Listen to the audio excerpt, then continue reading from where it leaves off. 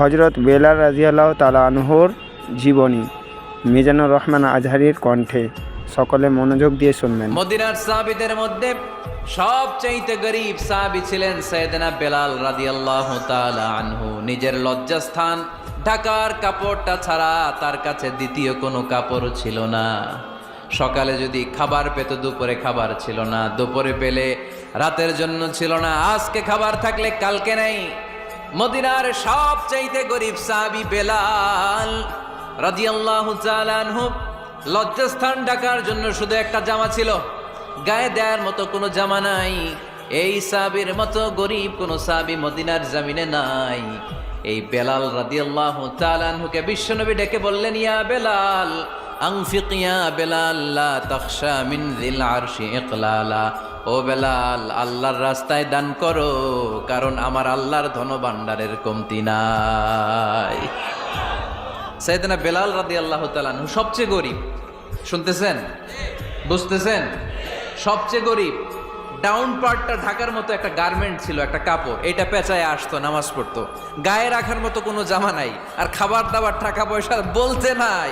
ওই সাহাবীরে বিষ্ণু ইসলাম বললেন, আনফিক বেলাল, বেলাল তুমিও দান করো, তুমিও দাও, দানের হাতকে প্রশস্ত করে দাও। আনফিক ইবনা আদম উনফিক আলাইক, হে বানি আদম দাও, দিলে আমি তোমারে দেব। কেজির এটা হুজুরে দিয়ে দিলাম, এরপরে কেউ আমার 20 কেজি দিলে ওইটা ধরবো, ওইটা আবার আরেকজনরে দিব, এরপরে আরেকজন 30 কেজি দিলে ওইটারে ধরবো। কথা বলেন, কথা বলেন, কথা বলেন। এজন্য আল্লাহ বললেন, ইনফিকুনা ফিস সাররাই ওয়াদ দাররা। আমার মুত্তাকি বান্দার প্রথম গুণ, তারা সুখে দুঃখে সব সময় দান করে, দানের ধারাবাহিকতা সব সময় অব্যাহত রাখে। যারা সুখে দুঃখে সচ্ছল অসচ্ছল সব অবস্থায় দান করে, তাদের নাম হলো মুত্তাকি। মুত্তাকিদের প্রথম বৈশিষ্ট্য দান করে। আপনারা দান করেন তো? কিশোরগঞ্জের ভাইয়েরা সবাই করেন? করেন তো? Take it as a reminder. আজকের এই আলোচনাটা একটা রিমাইন্ডার হিসেবে নেন। যাদের দান করতে একটু সমস্যা, মনে থাকে না, অলসতা বা একটু কিপটামির মনোভাব আছে, এই কিপটামি কৃপণতা ভুলে যান। দেন, দেন না একটু, আপনারা দিবে কে? বিশ্বাস হয়? দিলে বাড়ে, দিলে না দিলে কমে, কারণ আপনি দিলে আপনারে দিবে কে? তবে গোপন অবস্থায় দেওয়াটা উত্তম। প্রকাশ্য দান করলে আল্লাহ কবুল করেন, ওইটাতেও সওয়াব আছে, কিন্তু গোপনে দান করলে বেশি খুশি হয় কে? গোপনে দান করলে আল্লাহর রাগ ক্রোধ কমে যায়। আপনার কোনো পাপের কারণে আল্লাহ যদি আপনার উপর রেগে থাকে, আপনি গোপনে কিছু দান করে দেন, ওই রাগটা মুহূর্তেই ঠান্ডা হয়ে যাবে।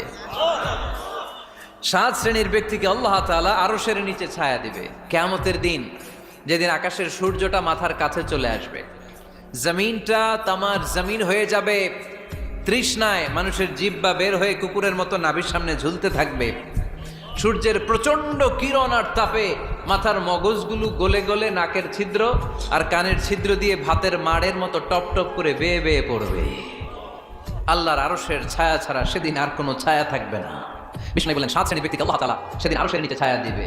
তার মধ্যে থেকে 1 শ্রেণীর ব্যক্তি, কিশোরগঞ্জের ভাইরা খেয়াল করে শুনেন, তার মধ্যে 1 শ্রেণীর ব্যক্তি হচ্ছে রাজুলুন তাসাদ্দাকা বিসাদাকা ফাখফাহা। 1 শ্রেণীর ব্যক্তি হচ্ছে ওই ব্যক্তি যে গোপনে আল্লাহর জন্য দান করে। হাত্তা লা তা'লামু শিমালুহু মা তুনফিকু ইয়ামিনুহু, এমন গোপনে এসে আল্লাহর রাস্তায় দান করে দেয়, তার ডান হাত কি দান করেছে বাম হাত টের পায় না। ডান হাত কি দিল, বাম হাত দেখে নাই। অন্য মানুষ জানা তো দূরের কথা, এই গোপন দান আমার আল্লাহর কাছে খুব প্রিয়।